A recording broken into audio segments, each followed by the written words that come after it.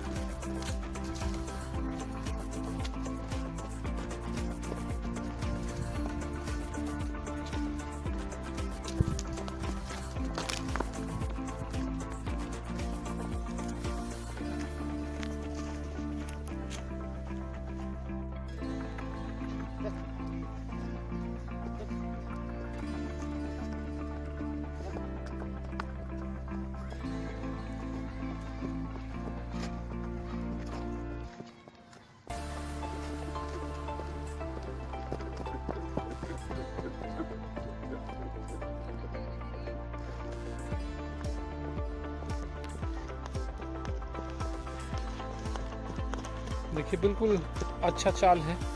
नए लोग भी बड़े आसानी से सवारी कर सकते हैं।